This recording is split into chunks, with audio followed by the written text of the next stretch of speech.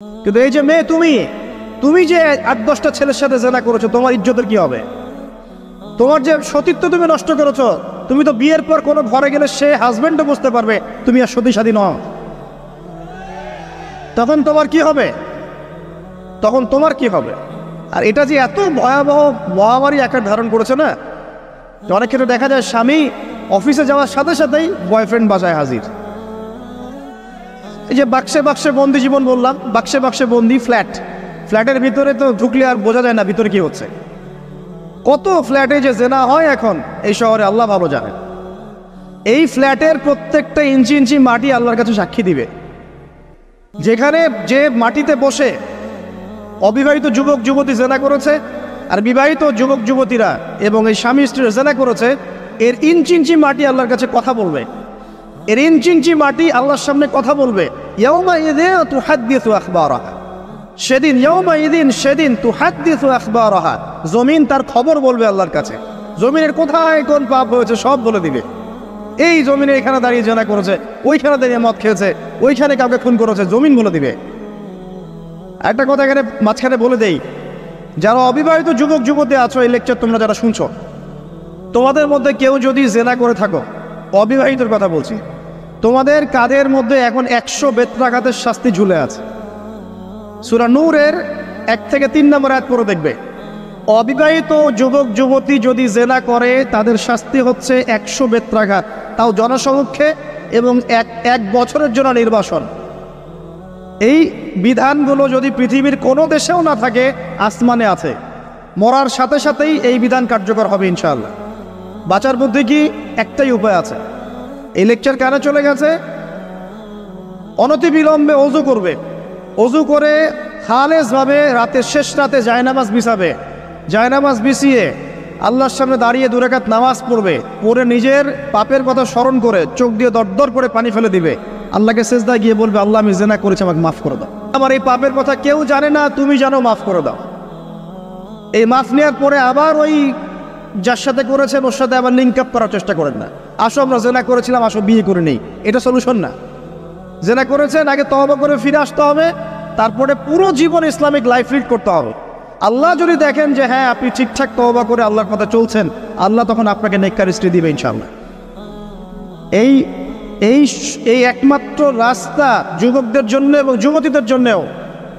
যুবকরা না হলে পার পেয়ে যেতে পারে, কারণ একটা কথা সমাজে প্রচলিত আছে না, যে ছেলে মানুষের ইজ্জত তো সহজে যায় না, গোপন হয়ে গেছে, কেউ জানে না, আল্লাহ মাফ করে দিয়েছেন, সে হয়তো পার পেয়ে গেল।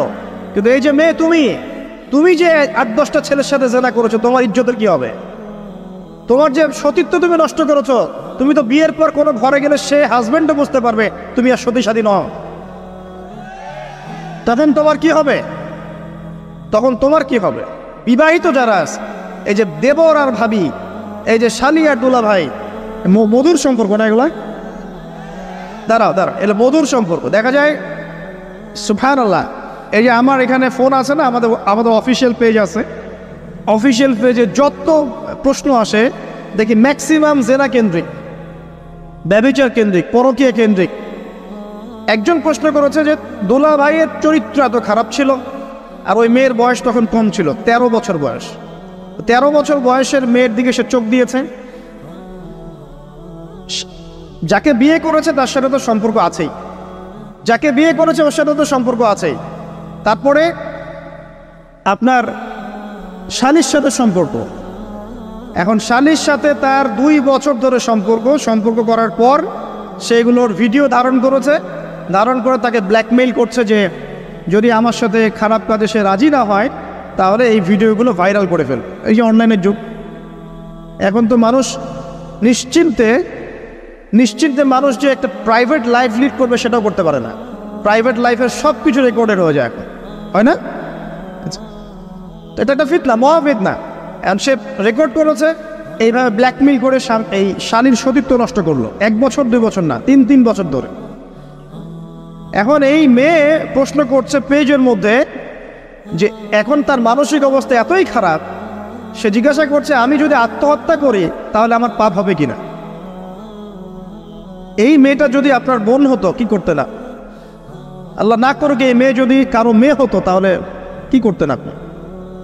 আপনার কাছের কেউ হলে আপনি কি করতেন? এখানে ওই শাস্তিটা না বলে সামনে যেতে পারছি না।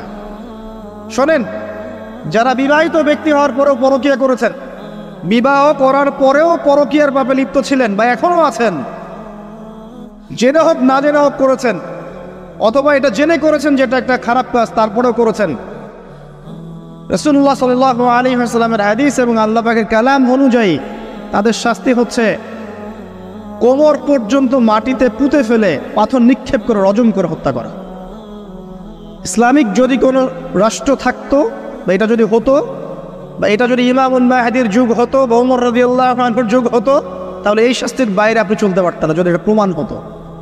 এই শাস্তি যদি দুনিয়াতে কার্যকর নাও হয়, আপনি যদি তওবা না করে মারা যান, তাহলে কিয়ামতের মাঠে এই শাস্তি আপনি ভোগ করবেন।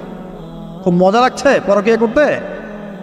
সকালে একটার সাথে, দুপুরে একটার সাথে, আজকে একজনের সাথে রাত কাটান, কালকে আরেকজনের সাথে রাত কাটান, খুব মজা পাচ্ছেন। রাত্রেবেলা মদ খান আর হোটেলে রাত কাটান, সকালবেলা আবার অফিসে যান। আমাদের শহরের এগুলা কালচার কোত্থেকে আসলো? এই শহরকে পবিত্র করবে কে এবং এই শহরের আসল রূপগুলো স্পষ্ট করবে কারা? খুব মজা পাচ্ছেন এগুলোতে। সুবহানাল্লাহ। একটা বিষয় বুঝাই, ইসলামে কেসাস আছে। কেসাস, মনে করেন আমাকে কেউ হত্যা করেছে, আপনি তাকে হত্যা করতে পারবেন। মনে করেন আপনি কাউকে হত্যা করেছেন, ঠিক আমাদের লজের মতো কেউ যদি কাউকে হত্যা করে তাকে ফাঁসি দেওয়া হয় না, এরকমই কেউ যদি কাউকে হত্যা করে, ইসলামের বিধান কেসাস করা, মানে হাতের বদলে হাত, চোখের বদলে চোখ, কানের বদলে কান, নাকের বদলে নাক, জানের বদলে জান, যদি প্রমাণ হয়। কিন্তু এখানেও হত্যাকারীর বাঁচার সুযোগ আছে। কিরকম? মনে করেন আপনি আমার পরিবারের কাউকে হত্যা করেছেন, আল্লাহ না করুক। এখন আপনি এসে আমাকে ক্ষমা চাচ্ছেন যে আমার ভুল হয়ে গেছে, আমি মুক্তিপণ রক্তপণ দিব, আমাকে মাফ করে দেন। এখন আমাদের পরিবারকে আপনাকে বললো ঠিক আছে আপনাকে মাফ করে দিলাম, আপনার কেসাস করার দরকার নেই, আপনি রক্তপণ দিয়ে দেন, তাহলে আপনি বেঁচে থাকার সুযোগ পেলেন। কথা বুঝতে পারছেন? একটা হচ্ছে মুরতাদ। মনে করেন কেউ ইসলামের কিছু বিষয়কে অস্বীকার করেছে, তাকে জেলখানায় বন্দি করে রাখা হবে, সুযোগ দেওয়া হবে যে আপনি কি এগুলো জেনে শুনে বলেছেন নাকি এর উপর অটল থাকবেন না ফিরে আসবেন। সে যদি বলে না আমি তওবা করলাম, আমি এগুলো থেকে ফিরে আসলাম, ও বেঁচে থাকার অধিকার পেয়ে গেল। কিন্তু বিবাহিত ব্যক্তি যারা ব্যভিচার করেছে, বিবাহিত ছেলে বা মেয়ে ব্যভিচার করেছে, তওবা করে যদি ফিরেও আসে, রজমের শাস্তি থেকে বাঁচার কোনো সুযোগ নেই। আল্লাহর কাছে ক্ষমা চান, ইস্তেগফার করেন। জেনার ফলশ্রুতিতে সমাজে মহামারী নেমে আসে। জেনা, পরকীয়া, অশ্লীলতার কারণে সমাজে এমন সব রোগ ব্যাধির উদ্ভব হয় যেগুলো কখনো ছিল না। এই শহরটা জেনার শহর। আমাদের এই ঢাকা শহর জেনার শহর।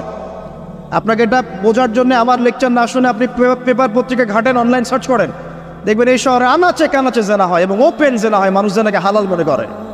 এই শহরের যুবক যুবতী যারা একে অপরের সাথে বয়ফ্রেন্ড গার্লফ্রেন্ড কালচারে লিপ্ত আছে, এটাকে তারা হালাল মনে করে, কেউ হারাম মনে করে না। কত বড় সাহস দেখায়। আর রাস্তা দিয়ে আমরা হেঁটে গেলেও বয়ফ্রেন্ড গার্লফ্রেন্ড এসে আমাদেরকে সালাম দেয়, হুজুর আমাদের জন্য একটু দোয়া করেন। তো প্রত্যেকটা পার্কে পার্কে যাবেন, এই যে আপনাদের রেস্টুরেন্টগুলোতে যাবেন, দর্শনীয় যে স্পটগুলো সেখানে যাবেন, দেধার সে জেনা হচ্ছে, জেনা আর জেনা। আমি এই যুগের কথাই বলছি। নবী সাল্লাল্লাহু আলাইহি ওয়াসাল্লাম বলছেন, আমাদের নবী বলছেন, আমার উম্মতের একটা অংশ, সবাই না, আমার উম্মতের একটা অংশ অবশ্যই জেনাকে হালাল করে নেবে, অবশ্যই মদকে হালাল করে নেবে, মদ পান করবে কিন্তু মদের নাম অন্য দিবে, এবং তারা গান বাজনা বাদ্যযন্ত্র নর্তকীদেরকে হালাল মনে করে নিবে। নবী সাল্লাল্লাহু আলাইহি ওয়াসাল্লাম বলেছেন, যখন সমাজে এরকম পাপ বাড়ে তখন সমাজে এমন সব রোগ ব্যাধি আসে যা আগে কখনো ছিল না। এবং এদের ব্যাপারে নবীজি বলেছেন, একদিন সকালবেলা আল্লাহ পাক এদেরকে বানর এবং শুয়োর বানিয়ে দিবেন। কিয়ামতের আগে এই ঘটনাও ঘটবে, বিকৃত হবে, ভূমিধস, ভূমিকম্প, ভূমিধস এবং আকৃতির বিকৃতি, এগুলো আযাব আসবে আল্লাহর পক্ষ থেকে। এই জেনা, এই ব্যভিচার, এই পরকীয়া, নোংরামি, অশ্লীলতার কারণে ঘরে ঘরে এগুলো বয়ফ্রেন্ড গার্লফ্রেন্ড কালচার। কেউ মনে করে না জেনা এগুলো হারাম, কেউ মনে করে না যে আমার এই যে সহপাঠী আমার গায়রে মাহরাম, এই গায়রে মাহরাম শব্দটাই নাই। কাজিন, চাচাতো বোন, মামাতো বোন, খালাতো বোন, এই যে কাজিন, এরা জেনা করছে। কি দেখা বাকি রেখেছে এই যুগে আমরা দেখছি যে নিজের মেয়ের সাথে পিতার শারীরিক সম্পর্ক। পেপার পত্রিকা পড়েন, একটু অনলাইন ঘাটেন, দেখেন কোন যুগে আছেন আপনি। সমাজের ন্যায় অন্যায় হক বাতিলের মানদণ্ডই উল্টে যাবে। মানুষ ন্যায়কে অন্যায় মনে করবে, অন্যায়গুলোকে ন্যায় মনে করে নিবে। কোনো মানদণ্ড নাই, কোনো মানদণ্ড নেই। আমাদের শহরের এই অবস্থা, শান্তিতে কিভাবে ঘুমাবেন আপনি? নিশ্চিন্তে থাকবেন কিভাবে? কখন যে আল্লাহর গজব চলে আসে। কোরআনে একটা আয়াত আছে, যখন আল্লাহ পাকের গজব আসবে তখন শুধু জালেমদের উপর খাস করে আসবে না। আলেমদেরকে জিজ্ঞাসা করেন, আলেম ওলামাদেরকে জিজ্ঞাসা করেন, যখন আল্লাহর গজব আসবে জালেমদের উপরে শুধু খাসভাবে আসবে না, সবার উপরে আসবে। আমি খুব ভালো মানুষ, ওয়াজ করছি, নসিহত করছি, পার পেয়ে যাবো এমন ভাবার সুযোগই নাই। আপনাকে আপনার সাধ্য মতো অন্যায়ের প্রতিবাদ করার চেষ্টা করতে হবে। লাতা'মুরুন্না বিল মা'রুফ, নবীজি বলছেন অবশ্যই তোমরা সৎ কাজের আদেশ করো। ওয়ালা তানহাউন্না আনিল মুনকার, অবশ্যই অসৎ কাজে নিষেধ করো। আও লা ইউশিকান্নাল্লাহু আন ইয়াবআসা আলাইকুম ইকাবাম মিন, অন্যথায় আমি আশঙ্কা করি তোমাদের উপর আল্লাহর পক্ষ থেকে বিশাল গজব আসবে। সুম্মা তাদউনাহু, এরপর তোমরা সবাই আল্লাহর কাছে দোয়া করবে, আল্লাহ গজব সরিয়ে দাও, সরিয়ে দাও। লা ইউস্তাজাবু দুআকুম, তোমাদের দোয়া কবুল করা হবে না। নবী সাল্লাল্লাহু আলাইহি ওয়াসাল্লাম বলেছে, মান রাআ মিনকুম মুনকারান, তোমাদের মধ্যে যে কেউ হুয়েভার হি ইজ, যে কেউ যদি কোনো মুনকার, নোংরা গর্হিত কোনো কাজ দেখে, তাহলে যেন ফাল ইউগাইয়ির বিয়াদিহি, তার সামর্থ্য থাকলে হাত দিয়ে যেন ঠেকায়। সামর্থ্য থাকলে হাত দিয়ে যেন ঠেকায়। যাদেরকে আল্লাহ পাক হাত দিয়ে ঠেকানোর ক্ষমতা দিয়েছেন তাদেরকে আল্লাহ জিজ্ঞাসাবাদ করবেন, কেন ঠেকালে না তুমি? জেনার লাইসেন্স দিলে কেন? মদের লাইসেন্স দিচ্ছ কেন? ঠেকালে না কেন তুমি? অন্যায় কাজকে ঠেকালে না কেন? যদি তুমি না পারো, ওয়াইল্লাম ইয়াস্তাতি, যদি সে না পারে, তাহলে ফাল ইউগাইয়ির বিলিসানি, তাহলে যেন মুখ দিয়ে সেটা প্রতিবাদ করে। এই যে মুখ দিয়ে প্রতিবাদ করার ক্ষমতা আলেম ওলামার আছে, যাদের হাতের ক্ষমতা নেই, মুখের ক্ষমতা আছে।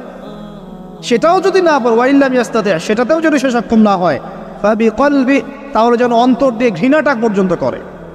ওয়াবিযালিকা আদআফুল ঈমান, এটা হচ্ছে ঈমানের সবচেয়ে নিকৃষ্ট একটা অবস্থা, সর্বনিম্ন অবস্থা। এর নিচে ঈমানের কোনো অবস্থাই নাই। তার মানে অন্যায় দেখে আমাদের যাদের মনে কোনো ফিলিংসই কাজ করছে না, তার মানে আমাদের ঈমান নাই আসলে। সহজ কথা, ঈমানের সেই তেজ নাই আমাদের মধ্যে। আসুন, একটা ব্যাখ্যা এটাও হতে পারে সমাজে ন্যায় অন্যায় হক বাতিলের মানদণ্ড উল্টে যাবে। একটা জায়গায় যাচ্ছি, তার আগে একটা কথা বলতে ভুলে গিয়েছিলাম।